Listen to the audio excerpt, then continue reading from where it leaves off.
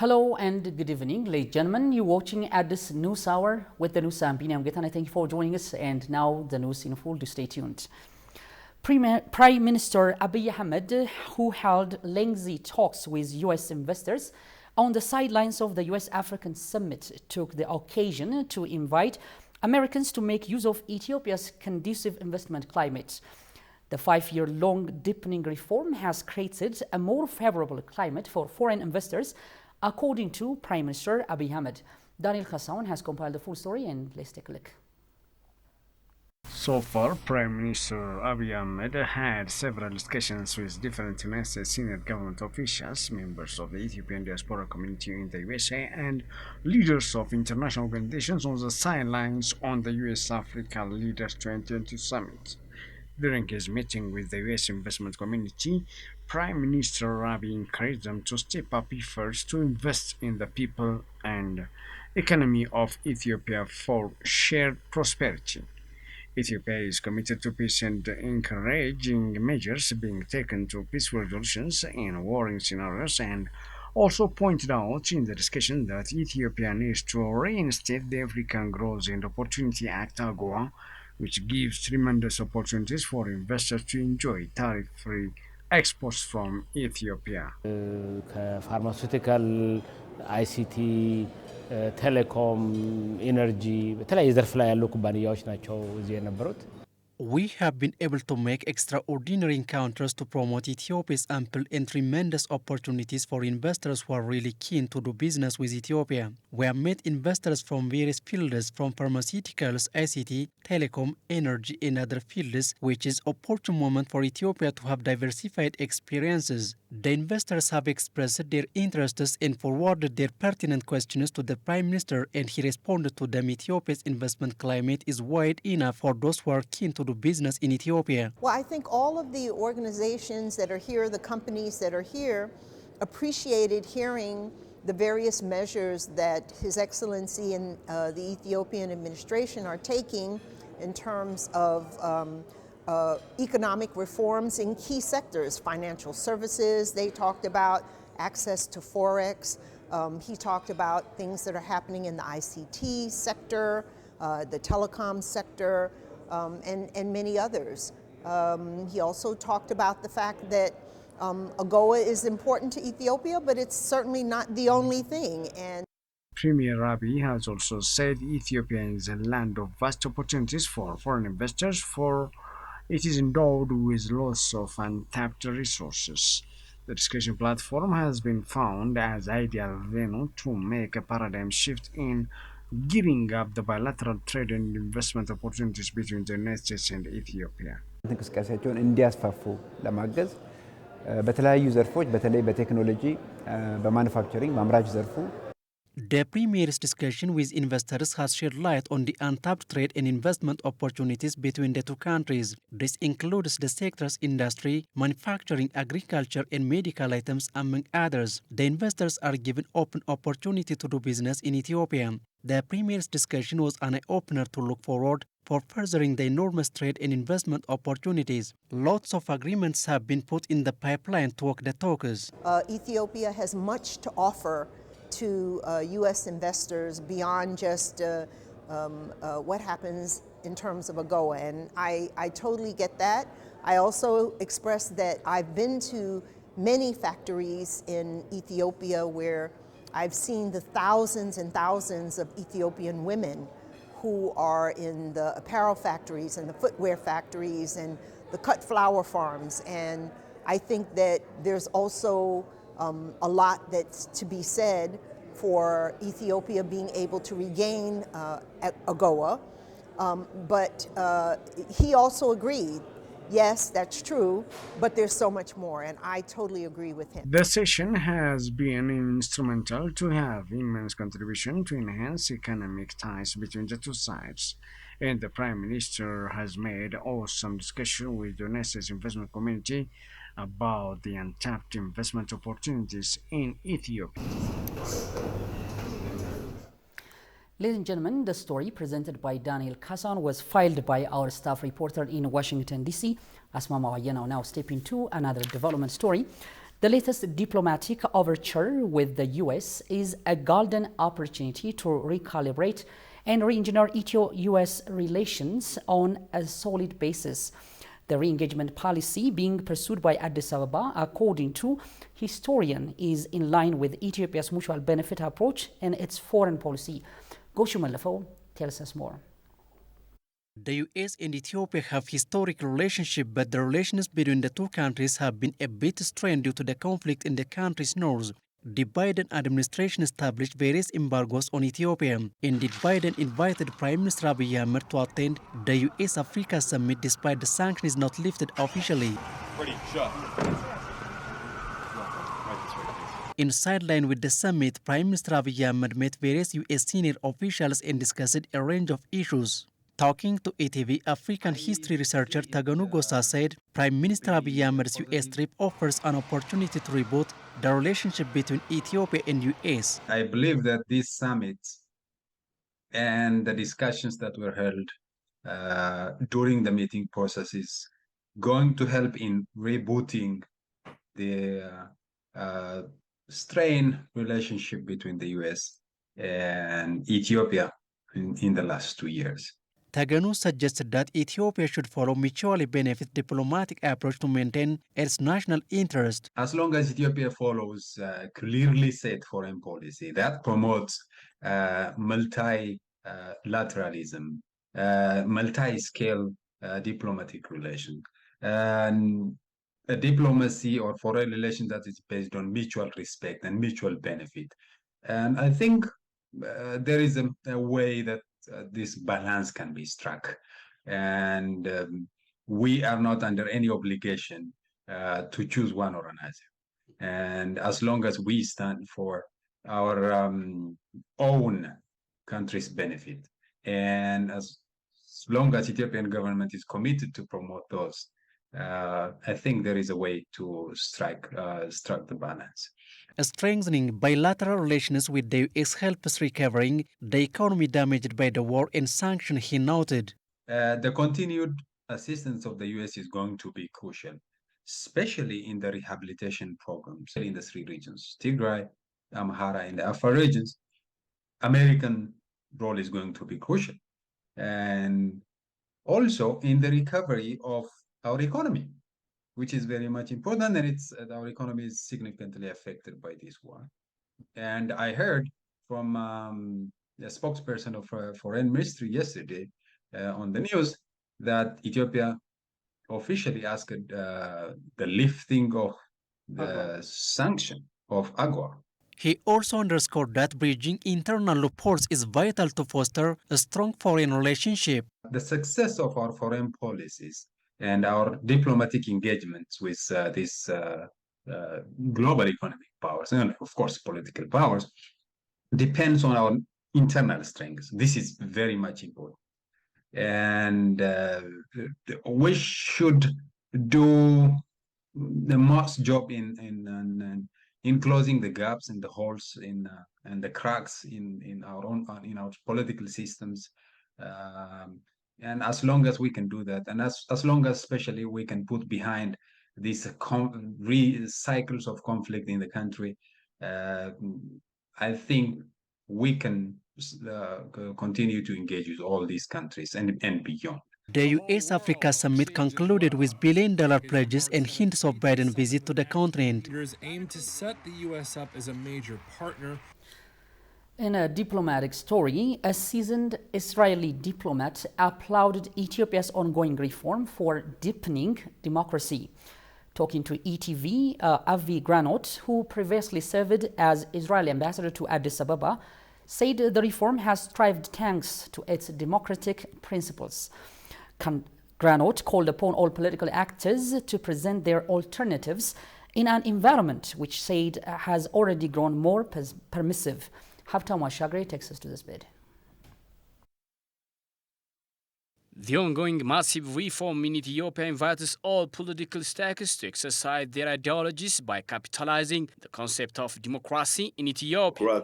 Talking to TV English, Avi Granot, who is the former Israel ambassador to Ethiopia, said the government of Ethiopia is capable of realizing the concept of democracy across the country. According to Granot, the democratically elected government of Ethiopia is constitutionally obligated to form inclusive government to solve socio-economic burdens. The only option for survival is maintain democratic values. This means that if Prime Minister Abiy Ahmed managed to form a government in a democratically elected situation, he has not only the right but the obligation to maintain that kind of a government. He calls all opposition political parties need to bring their agenda within peaceful and democratic process, rather not aggravating issues by using weapon and conflict. Granot highlighted Ethiopia needs to take good lessons from the political complications as well as political cracks in Israel over the past months. Any opposition to the government has to be handled only, and I repeat, only in democratic ways and democratic discussions, not by weapons, not by arms, but in democratic process. Now, having said that, we have great difficulties in Israel.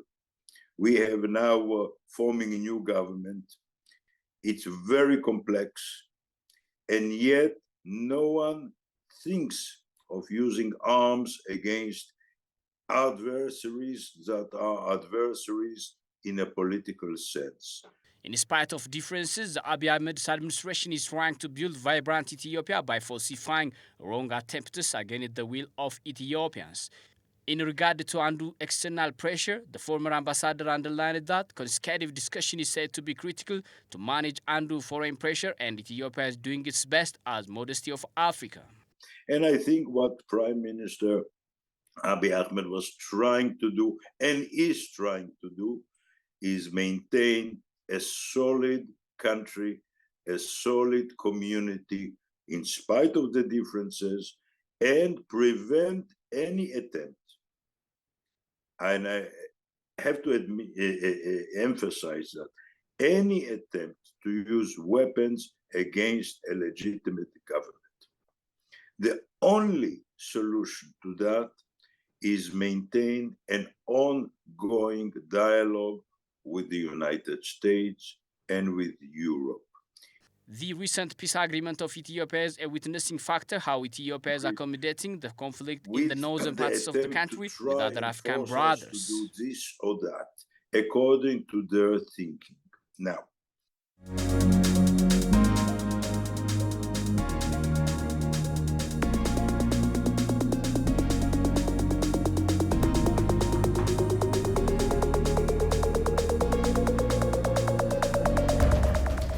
dear viewers, now I'm preparing to host the news package of the day. Our reporters are always striving to present you fresh stories on Ethiopia's socio-economic and political affairs. And we, the presenters, we always strive to present to you the stories in a way that you can relate to. Before I head to the studio and present myself to the audience, I have to look presentable.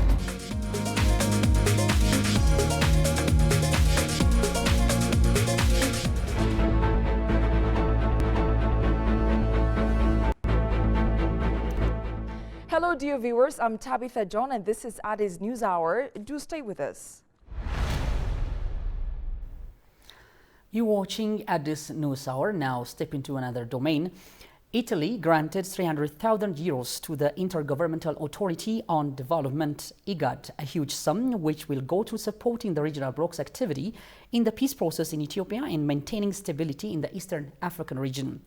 The IGAD has played its role in facilitating the signing of the Pretoria Agreement between Ethiopia and the TPLF. This demonstrates IGAD's crucial role in ensuring peace and stability in the region at large.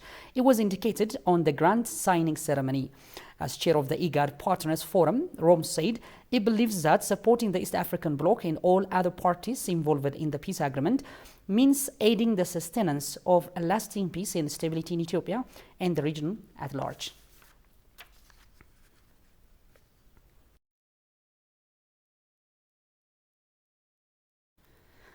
Likewise, the peace deal between Ethiopia and the TPLF is said to play a pivotal role in creating better political stability and conducive economic climate in the country. In an exclusive interview with the Ethiopian news agency, head of the European Investment Bank, Eleni Kiro, pointed out that the agreement would create a better investment environment in the country. Jerusalem Batza tells us more. Following to the historical peace accord between Ethiopian government and TPLF in Pretoria, South Africa, the peace wind is blowing in the country. According to the European Investment Bank representation head, Eleni Kiro, political stability is the first thing that investors want. She said foreign and domestic investors want to have certainty that their investment is safe. Kiro stressed that the peace agreement will play a pivotal role in creating better political stability and conducive economic climate in the country, which is a great step forward. Political stability is the first thing that investors want, foreign and domestic. You want to have certainty that your investment will not be destroyed, that that the economic climate is not going to be negatively affected by instability. So cessation of hostilities is a great step forward. We really look forward to its implementation, and I'm confident that the entire European Union, all EU member states and the EU delegation, and of course all EU instruments, we stand behind next steps. According to the head, the European Investment Bank supports Ethiopia through sovereign loans and also foreign and Ethiopian private sector investors who want to step into the country. European Investment Bank, we support the country not only through sovereign loans, but also through supporting the private sector and private sector investors that want to step into the country. And not just foreigners, Ethiopians, any nationality. So for us it's important, we know that private sector is, sine qua non, is absolutely imperative to have on board for a country's economic growth. Highlighting the significance of the private sector for the country's economic growth, she noted that being on the same page with Ethiopian Investment Commission is a very natural approach. The European Investment Bank, Europe's long-term lending institution, formally opened the bank's permanent representation in Ethiopia, both to support long-term infrastructure and private sector investment in Ethiopia and to manage relations with the African Union Commission and other international organizations based in the Ethiopian capital, it was learned.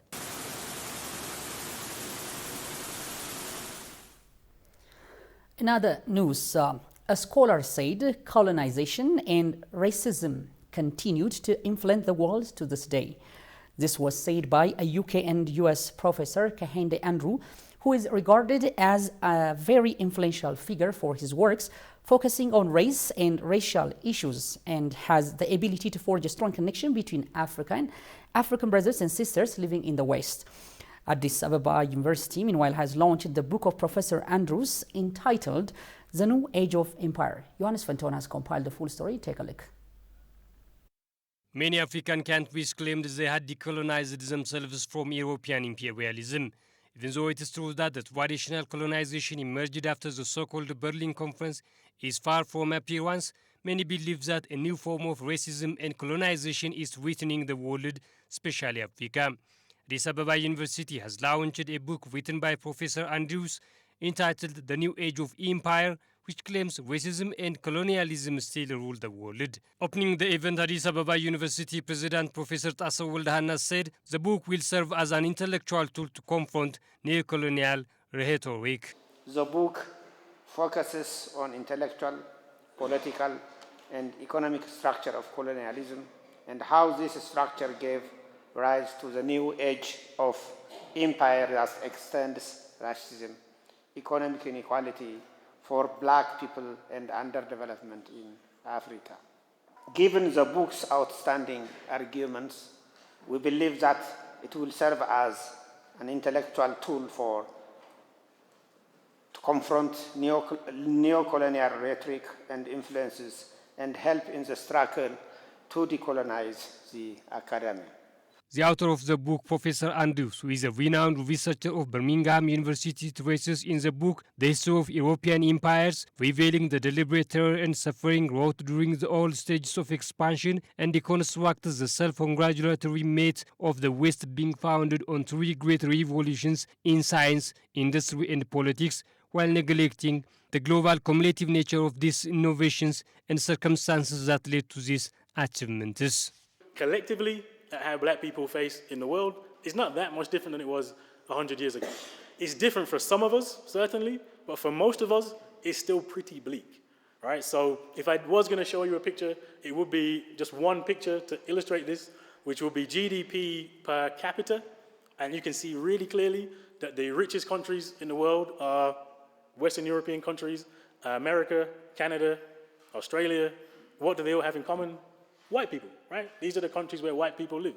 And the poorest countries in the world are basically a ring around Congo up to Ghana, so-called sub-Saharan Africa, right? The world we live in today is built in the image of white supremacy. Black at the bottom, white at the top, everybody else in between.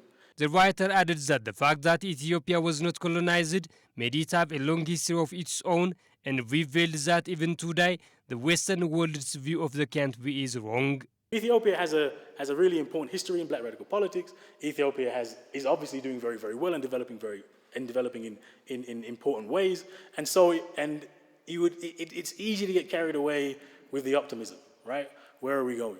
But Ethiopia is also a perfect example, actually, of how things haven't changed as much as well. Addis Ababa University professors and students attended the book launch and held a discussion with a question and answer session. Meanwhile, American political economist analyst Lawrence Freeman called upon the U.S. to immediately and unconditionally end all sanctions and restore status of Ethiopia to the African Growth and Opportunity Act.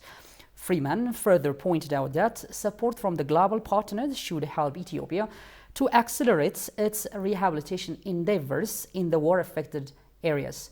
Jerusalem Betza once again tells us more from Ethiopian News Agency.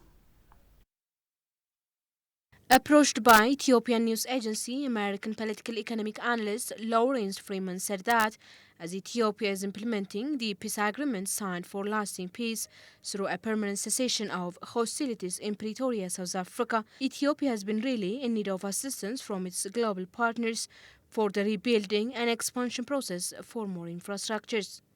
In order to achieve these efforts, the American analyst called on Western countries, especially his country, the United States, to end all sanctions immediately for Ethiopia's reconstruction project.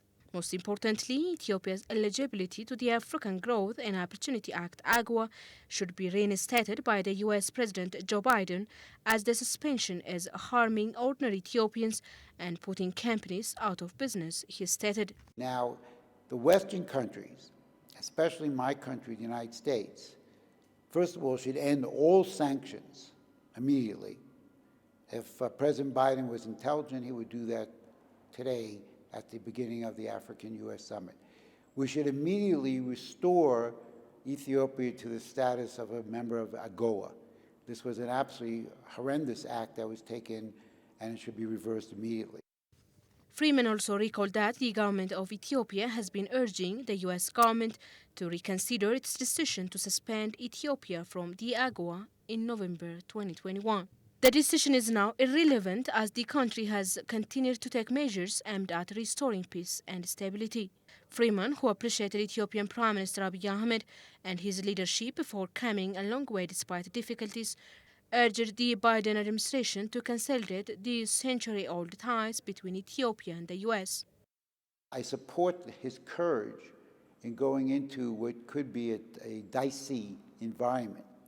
Now, if the Biden administration wants to repair relations with Ethiopia, which they should, then they will end sanctions, which has been holding up development funds from the IMF World Bank crowd.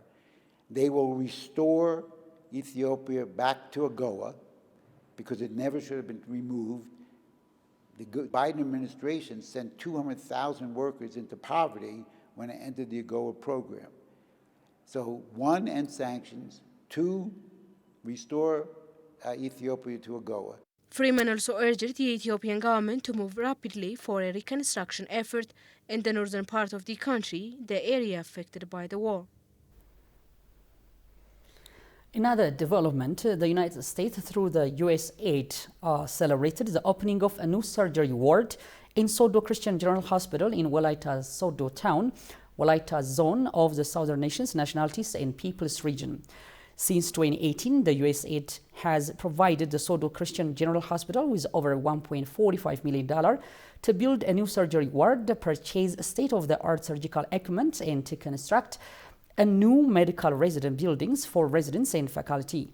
At a ribbon cutting and grand opening for the surgery ward, USAID Ethiopia Deputy Mission Director Tim Stein noted that the USAID currently spends over 12 billion birr each year in Ethiopia to prevent maternal and child deaths. Speaking at the event, Tesfaye Gazu, Vice President of the Southern Nations, Nationalities and Peoples regions, and Ephraim Gebreselassie, CEO of the Sodo Christian Hospital, thanked the USAID for the organization's commitment to the Ethiopian people. In 2022 alone, the USAID invested more than 1.6 billion USD across Ethiopia in humanitarian and development aid.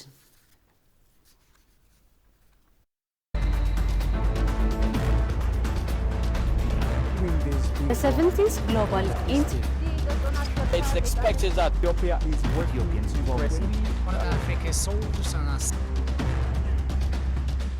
Our news is always aired on Monday to Friday on 11 a.m. and 9 p.m. and also on Saturday and Sunday on 9 p.m. Make sure to follow us.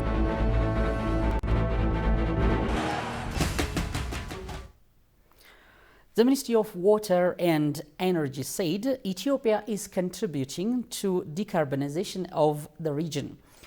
Addressing at the 7th Water Diplomacy and Communication Forum, the Water and Energy Minister, Habtamu Itefa, underlined that Ethiopia is contributing to decarbonization of the region through producing and exporting clean energy for neighboring countries.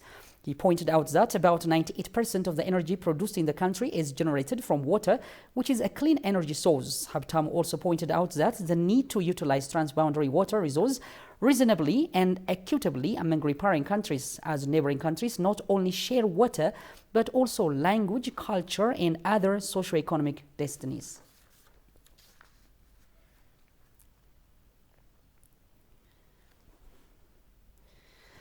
And in our continental news, many Central African Republic citizens feel that it is now up to the government to guarantee protection following the departure of the last contingent of French troops. Goshima Lesso has more from African News, and take a look. The last contingent of French troops left the Central African Republic on Thursday, following the chill in relations caused by a closer relationship between Bangui and Moscow. For many, the departure of the French troops means responsibilities lies now with the government. It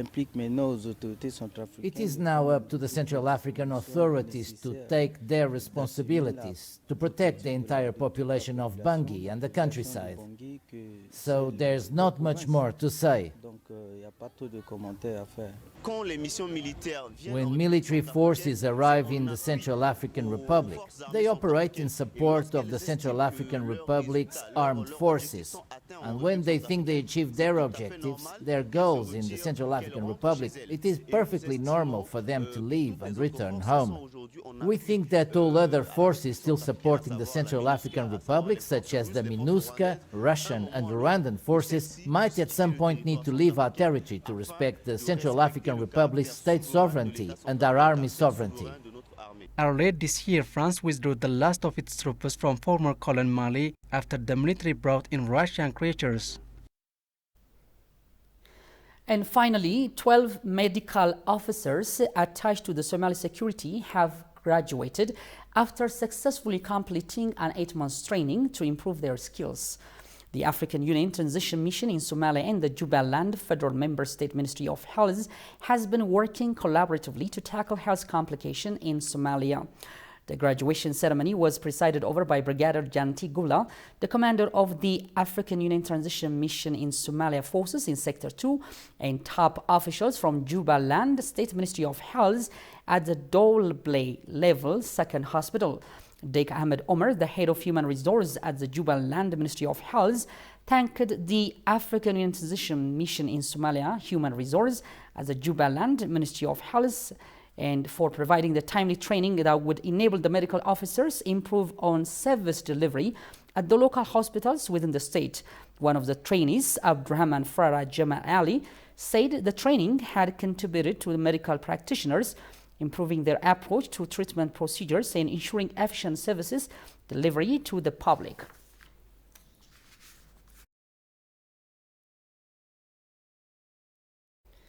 And a reminder of the top stories once again.